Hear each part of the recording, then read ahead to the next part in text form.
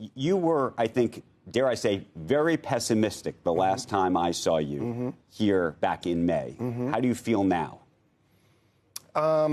Well, it's like the Prince song. It's 1999. Party like it's 1999, right? Feels exactly like 1999. I don't know whether we'll actually replay it exactly, but I think all the ingredients are in place. And certainly from a trading standpoint, you have to position yourself like it's October 99. I don't see why you would do anything but that. And remember, the NASDAQ doubled between the first week of October 99 and March of 2000. So if it looks like a duck and quacks like a duck, it's probably not a chicken, right? But you think it's 99, and we were talking to Mike Novogratz earlier today. It's not 98. I mean, everyone's it's either 98, 99, but it's not 96, I guess is the point. Right. And that's a problem, potentially. Right. Or it's maybe an opportunity, but you have to get on and off the train pretty quick.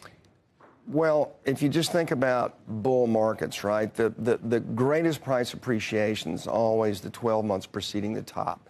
So that's the nature of a bull market. It kind of doubles whatever the annual average is and before then. So if you don't play it, right, you're missing out on the juice. If you do play it, you have to have really happy feet, because there will be a really, really bad end to it. And my guess is that I think all the ingredients are in place for some kind of a blow-off. Will it happen?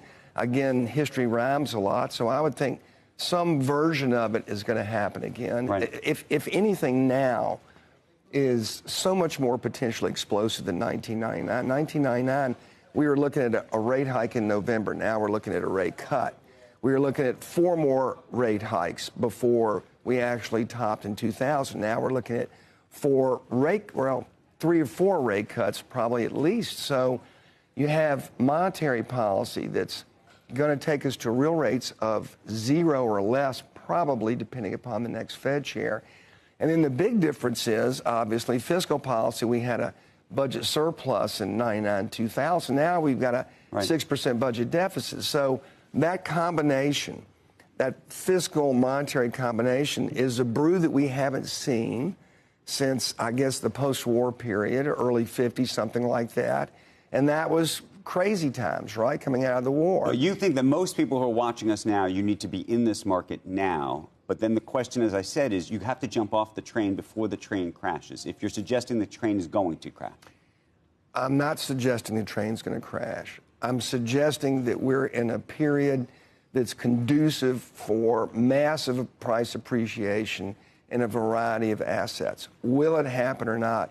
I don't know. If you kind of just look, if you just think about the leverage that we had in 1999, you look at margin debt, and then you look at today margin debt, but you have to throw in leverage ETFs because people don't use margin like they did back then. We're probably a little more elevated than we were in October of 99. It will take a speculative frenzy for us to elevate those prices, right? It will take more retail buying. It'll take more recruitment from a variety of from long-short hedge funds, from real money, et cetera. It'll take a combination of those things. It's not going to go up without flows and without a story. The story's there. It's the combination of the most unique and aggressive fiscal and monetary conditions that we've ever seen. Okay, if you're right, who are the winners then in that, and who are the losers? Because right now we're looking at an NVIDIA obviously being a major winner. Even AMD today, major winner, but there's this unique arrangement that's almost circular. The circularity makes me nervous.